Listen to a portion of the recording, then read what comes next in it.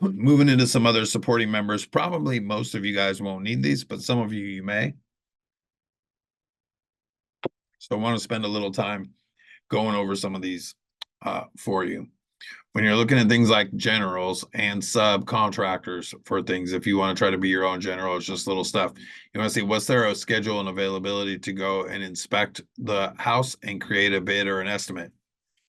If you're getting an inspection contingency and you get in contract and you've got a 3-day inspection contingency, day one, hopefully you can get the inspection. That means you got 2 more days to get information before you got to respond with a yes or no to the seller.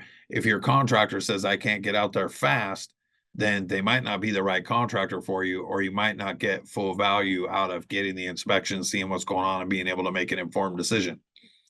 Will they do a free bid or estimate? There are starting to be some guys who are charging for the bidding estimating service because they're kind of tired of so many people doing free bids and then never getting the work.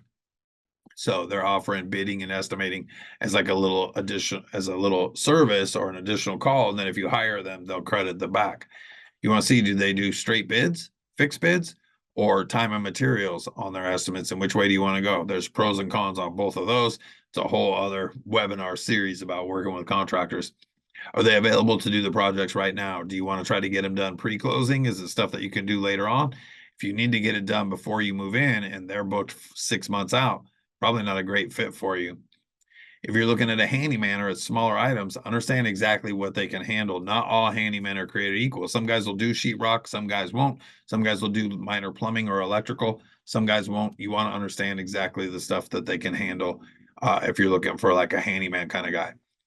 Can they give you an estimate or a bid just off of an inspection for simple issues? Send them the inspection report. They take a look at it and say, oh, we could probably take care of that stuff for you for X. Between the MLS pictures of the house, video walkthroughs, and inspections, they can get a lot of information from the property. They may be able to do it without even going out there if it's simple stuff. If it's more exotic, if there's rot, foundation issues, roof they're going to want to measure. Some things they're going to need to see what does the access look like and physically be on site, but they might be able to get you an estimate or a ballpark just from the online resources. Will they provide the materials or do you? This is a spot where I think a lot of people make a mistake. They say, oh, I'm going to save some money. I'll get all the materials.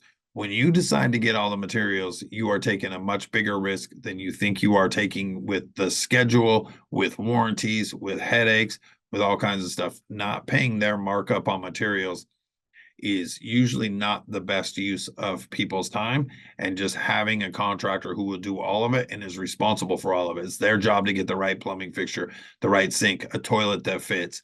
It's their job to make sure all of that stuff is happening and good to go instead of your responsibility. You get the wrong stuff and then they show up and can't do anything and they can't get back in the house for you for 5 days because they got other commitments.